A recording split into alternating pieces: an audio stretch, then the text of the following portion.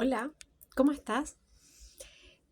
El próximo mes, el mes de julio, que tiene muchos memes, pero en realidad lo importante para mí es que el 13 de julio es el Día Internacional del Trastorno por Déficit Atencional con Hiperactividad, que es uno de los ejes de mi trabajo, particularmente porque Periplo partió acompañando el funcionamiento ejecutivo de muchos niños.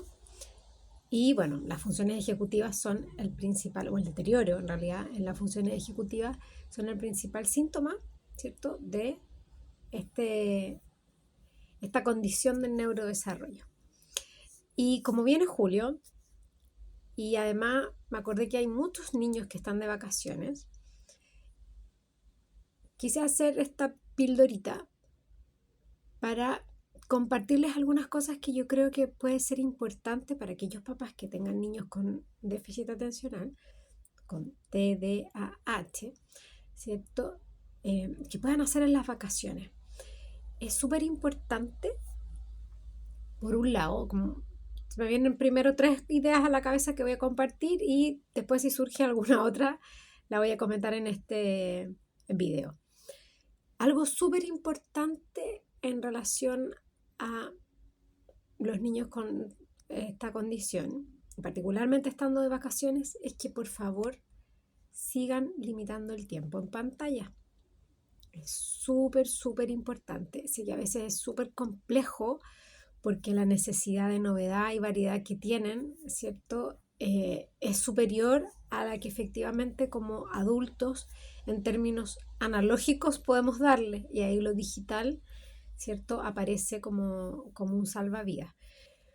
Pero bueno, ya hay harta discusión respecto a, ¿cierto?, este doble filo que puede tener la pantalla particularmente. Entonces, súper importante seguir limitando el tiempo en pantalla. Otra cosa que veo yo bien importante, a raíz particularmente de mi experiencia en vacaciones, y lo hemos conversado muchas veces con muchos papás, que es muy relevante con estos peques mantener las rutinas.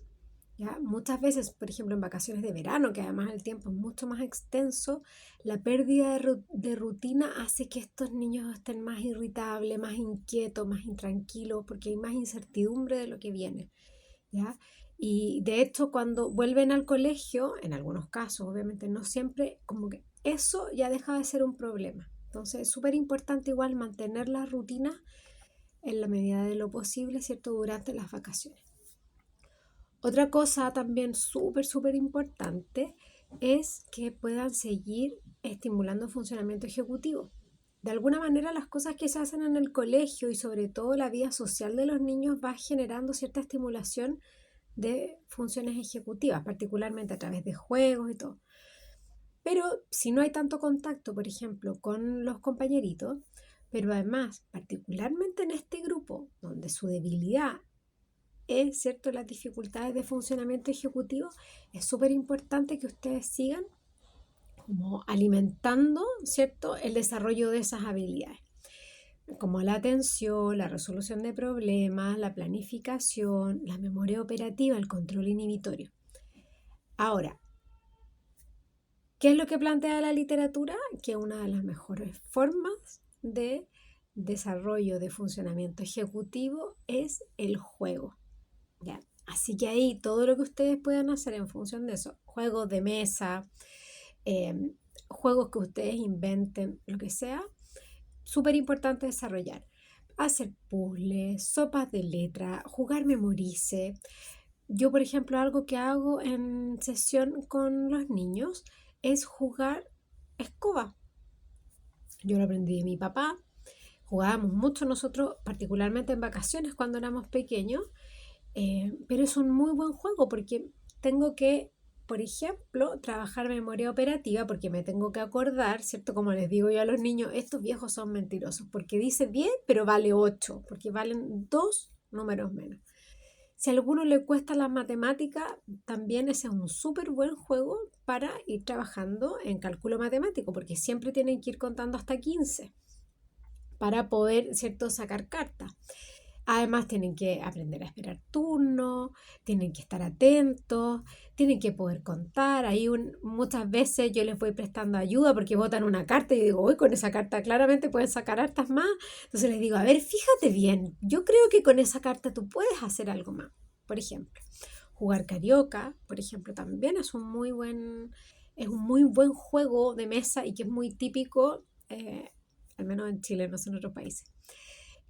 Como les dije, jugar memorice, juegos que tengan que ver con el control inhibitorio, como el Jenga, ¿cierto? Estos palitos chinos también donde tienen que sacar. Si no hay palitos chinos, podemos usar palitos de cóctel más largos, ¿cierto? Pero hacer algo que implique hacer este trabajo de controlarse muy bien. Lo otro que juego con cartas para atención y control inhibitorio, este juego es nervioso, donde cuando coincide la carta que yo doy vuelta con lo que estoy diciendo, ¿cierto? Que empiezo As, 2, 3, 4, etcétera, hasta el 10, J, Queen, Kaiser, As, y ahí sigo rotando.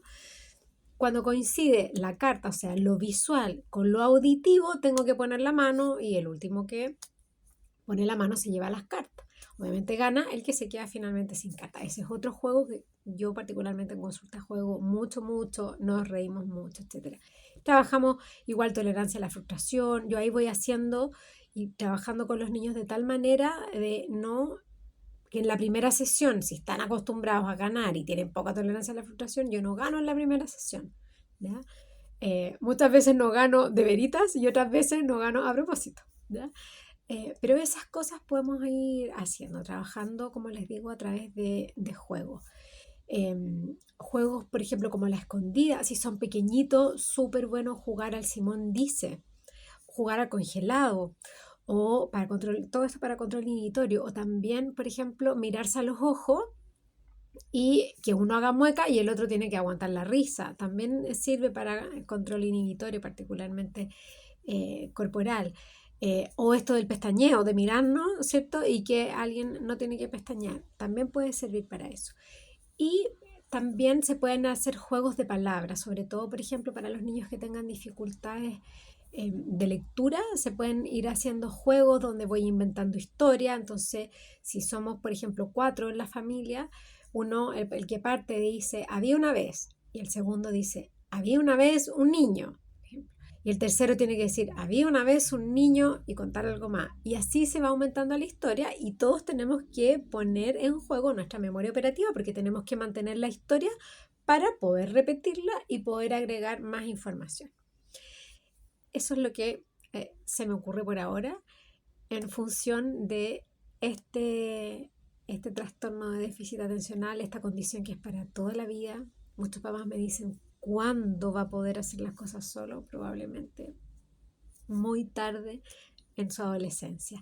Así que nada, acompañar. Yo durante julio voy a estar también subiendo pildoritas para comprender esta condición. Nos vemos.